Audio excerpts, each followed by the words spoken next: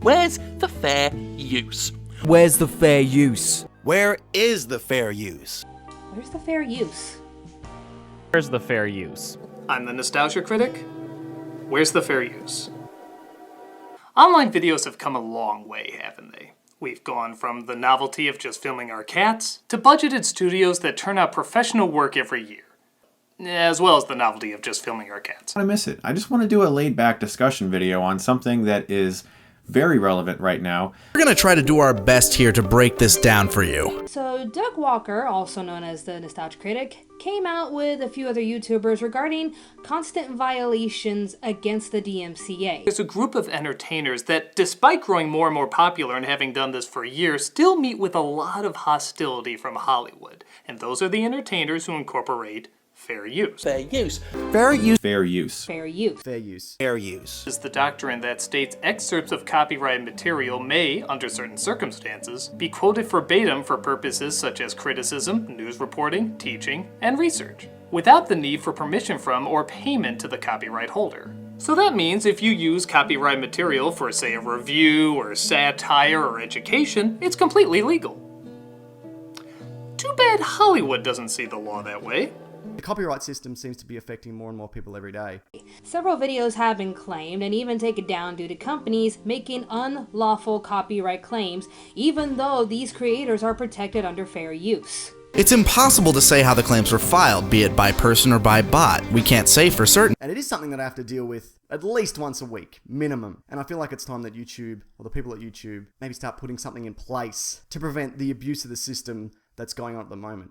For years, video producers have been battling off attack after attack, resulting in multiple deleted videos, sometimes even deleted channels, affecting the income of people who now do this for a living. If I go and counterclaim it, which I do, I dispute all these claims, but there's only a 50-50 shot that the Content ID claim will be revoked. These claims can be fought and taken down, but a lot of times the companies will take their sweet time removing the claim.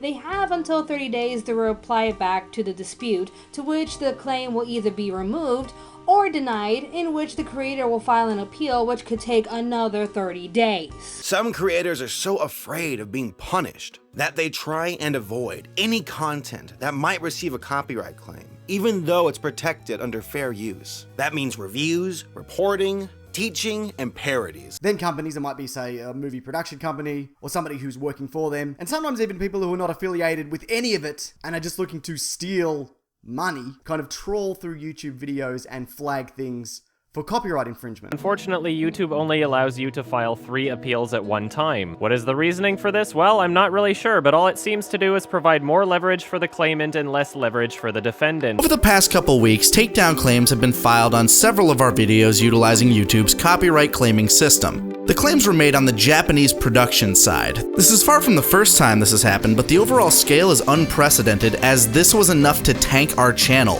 and then some. See, YouTube's 3-strike policy provides a 7-day grace period once the 3rd strike hits, allowing time for creators to respond and consolidate.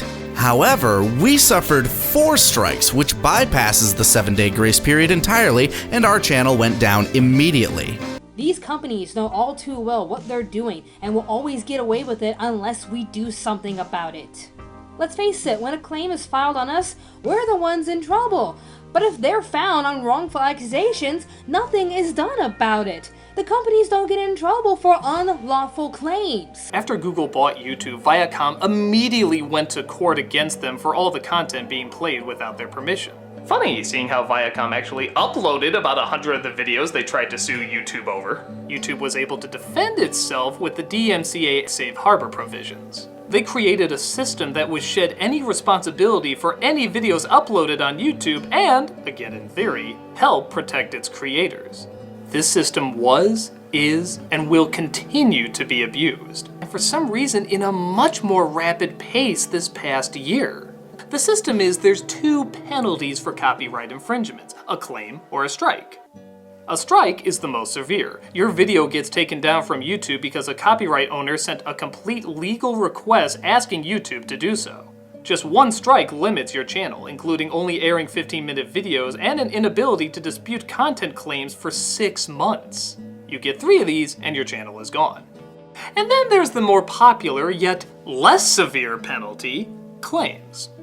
If Content ID detects copyrighted material within your video, then an automatic action will take place. This action is entirely dependent on what the copyright holder previously set it to do. You can also receive claims that were filed manually. A manual claim implies that somebody actually watched the video and determined it was infringing before filing the initial claim. The most excruciating part was the lack of human interaction from anyone at YouTube. The automated emails and forms seem designed in such a way that no human working at YouTube will ever actually see it, so it makes you feel pretty helpless and pretty worthless. There was no one I could contact to fix a very, very simple problem, so the entire situation was elongated and needlessly blown comically out of proportion. Some companies are gonna be unfair, and some even make mistakes. At least they're gonna try not to do it again, right? Why?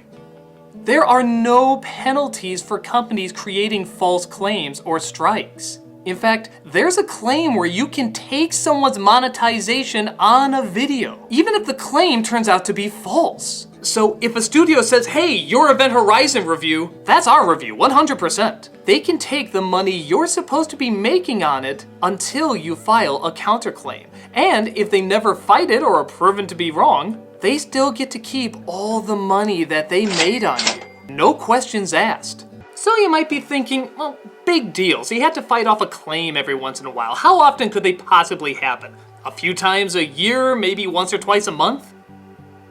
Every other day, we have to fight off a new claim. It is ridiculous what they claim me for. In my video, Top 10 Weirdest Weapons in Anime, this Endemol company put a claim on a 10-second clip regarding air gear. However, the time frame they claimed was ridiculous since 5 seconds of the time frame was the anime air gear, and the other 5 seconds was my avatar talking. Gee, Endemol, I didn't know you could put claims on my own material. There is this automated system in place to flag videos, and also people going out and actively looking for it. I completely understand that. You do need it, especially when you've got people, posting sexually explicit content, things that are inappropriate, all that kind of stuff. It's gotten to a point where we've had to change our content dramatically. Clips of films have been intensely reduced down, and some reviews don't even use clips. They use reenactments. However, as other cases prove, even not using footage isn't enough. I received a strike on my account on one of the Midnight Screenings reviews, which is a series I do in which me and another person sit in a car in a parking lot after going to see a movie in the theater, and we just talk about the movie. There's no clips, no footage, it is just us sitting in a car talking about a movie. And if you didn't know that, you could know that by just simply watching the video. So what started out as a means to protect studios and content creators is now being used as a means to silence and steal. We're at a point now where not only is this becoming more and more wrong, it's becoming illegal. In the case of Lens vs. Universal, Universal claimed a 29-second video of a baby dancing to a Prince song infringed copyright. Studios have made it clear they are not going to play fair, and they will step over anybody's rights that they need to get exactly what they want. Here's a question I have for you, the copyright holders. What incentive do I have to respect your copyright anymore? Even if I try, even if I abide by fair use to the letter, you can still just claim my shit. And notice how the majority of my videos that are claimed are top 10s. Why? Because that's where I make the most revenue. If there's a monetization claim, why not place that money made for the video in a side account? That way if the claimant releases the claim, the money should go to the creator. Second, the 3-strike rule. How come 1 strike disables you from disputing any other copyright claim? If we were going by baseball rules, does 1 strike limit the batter's ability in any way? Up, 1 strike, that means you can only swing halfway. Up, 2 strikes, that means you can only swing at balls on certain sides of the plate. Fighting claims is something that every channel will have to go through at some point. Hell, with these examples, it's inevitable, and some of us go through it more often than others. So why take away your right to fight that, especially if it turns out the party accusing you is wrong? It's clear that this current system is made to be abused, and will continue to be abused until A, it's fixed, or B, the affected channel gets big enough to give the claimants enough bad press to scare them into not filing the claim. And that shouldn't be how things are done. what's the purpose of this? What is really the goal of doing that to somebody? Well, the main problem that I have with this is that it limits creativity. Share it around on Twitter, Facebook, wherever with the hashtag WTFU in the hopes that somebody at YouTube will see this and realize that the system they've got in place is not adequate to deal with the way that people are abusing it currently. If things stay the way they are, creators like us will suffer more and more every day. The system that is in place is being used by studios and now even other content creators as a scare tactic to silence criticism and stunt channels that could grow into popular media outlets but aren't because they could say something somebody doesn't like. We need to show this isn't okay and it never will be okay. If we can make it clear now that fair use is real, it's being abused, and it's hurting the growth of an industry you love to watch or produce, we can create a more stable environment for new creators to produce great work.